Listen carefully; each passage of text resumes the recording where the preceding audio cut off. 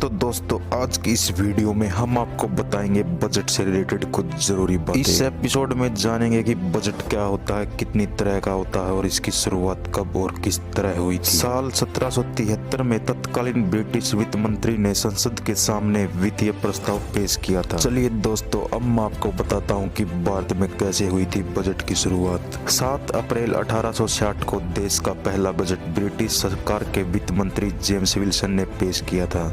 भारत में बजट का इतिहास 160 साल से भी ज्यादा पुराना है। क्योंकि हम जानेंगे बजट का इतिहास तो बने रहिए वीडियो के एंड तक। कहा जाता है कि किसी भी देश के विकास की रफ्तार और दिशा को जानने के लिए बजट बहुत ही अहम होता है। तो सबसे पहले जानेंगे कि बजट क्या होता है। बजट शब्द को फ्रेंच भाषा के शब्द बुगे से लिया गया है। इसका मतलब होता है चमड़े का थैला।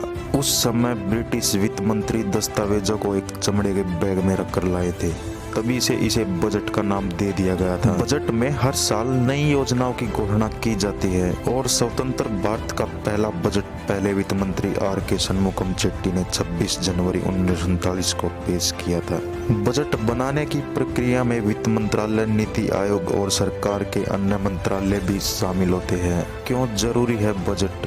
किसी भी सरकार के लिए आर्थिक स्थिरता और विकास सुनिश्चित करने के लिए एक वेल प्लान्ड बजट सबसे जरूरी है, क्योंकि देश की आर्थिक सुरक्षा के लिए बहुत बड़ा खतरा हो सकता है। इसलिए सरकार हर साल बजट पेश करती है, क्योंकि बजट के माध्यम से सरकार वंचित वर्गों के लिए नीतियां पेश कर इस तरह के खतरों का समाधान कर सकती है। अर्थव्यवस्था को सही ढंग से चलाने के लिए हर सेक्टर के निर्धारित बजट का आवंटन किया जाता है। बजट कितने तरह का होता है?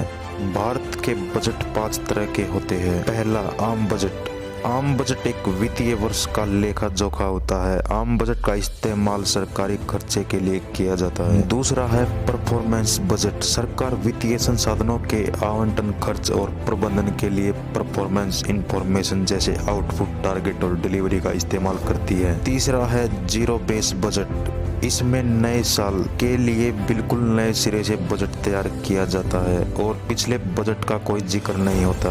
आय कम और खर्च ज्यादा होने की स्थिति में इसे जारी किया जाता है ताकि खर्चों में कटौती की जा सके। चौथा है आउटकम बजट। किसी मंत्रालय या विभाग को अलॉट की गई धनराशि को रिव्यू करने के लिए आउटकम बजट लाया जाता है। इससे पता चलता है कि पैसा जिस उद्देश्य के लिए दिया गया था वो उसमें खर्च हुआ या नहीं। और पांचवा बजट है जेंडर बजट।